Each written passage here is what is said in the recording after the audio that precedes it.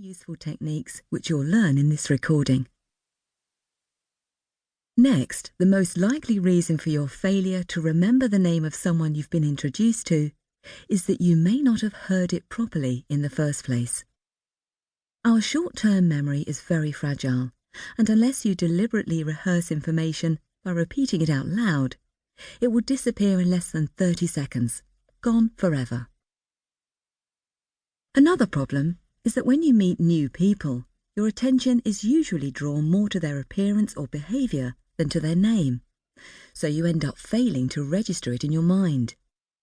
The best way to overcome this problem is to make sure you repeat a person's name aloud when you first hear it. A useful practical tip here is to say the name as you shake hands with the person. For example, "Pleased to meet you, Alison." Another strategy in this situation, especially if the person's name seems unusual, is to ask how to spell it. These techniques have two advantages. First, repeating information out loud is a good way of maintaining it in short-term memory, which is why we tend to rehearse new phone numbers to ourselves before we dial them.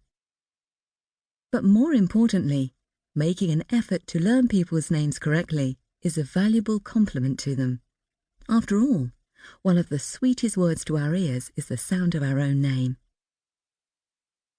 Although the three difficulties we've mentioned may cause some mild inconvenience or embarrassment, they're not usually serious.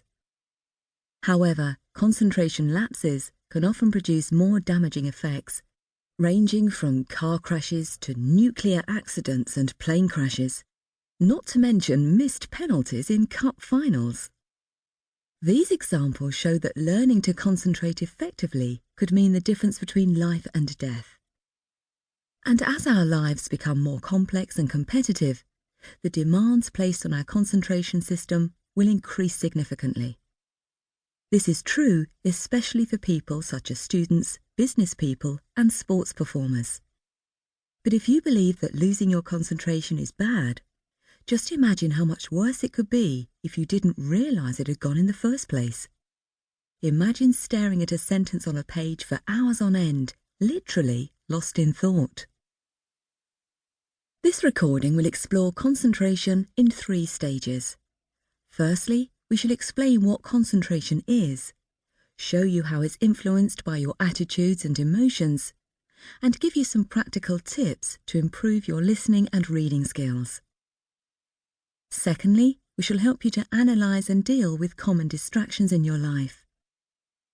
Finally, we shall present some practical focusing strategies, which will help you to improve your concentration in a variety of daily situations. As you listen to this recording, it may prove useful if you keep a pen and notepaper handy. And since you wish to improve your concentration skills, we suggest that you should stop the recording from time to time in order to refocus on your specific objectives. To make this easier for you, we've included some short breaks and exercises in the recording. In this way, you'll get maximum benefit from this audio presentation. I'll hand you over now to Professor Aidan Moran, who is a Professor of Cognitive Psychology and Director of the Psychology Research Laboratory in University College Dublin. Aidan is an expert in the use of psychological techniques which can improve people's concentration and performance in academic and sporting situations. Aidan. The main message of this recording is that concentration is a skill, just like driving a car or reading a book, which you can improve with proper training and practice. But you won't learn anything by sitting passively waiting for improvements to happen. You must develop an active, questioning attitude. Remember, the only people who will never learn are those who never try. And you can begin by taking responsibility for what happens inside your mind. For example, notice the difference between saying, "Something distracted me," and "I allowed myself to become distracted." In the first case, you've made an excuse which will prevent you from learning, but in the second case, you'll be more motivated to change your behaviour simply because you've accepted some responsibility for letting your mind wander. So, in order to take control of your mind, you should stop making excuses and start changing your outlook. As sports psychologists say, winners make goals, only losers make excuses.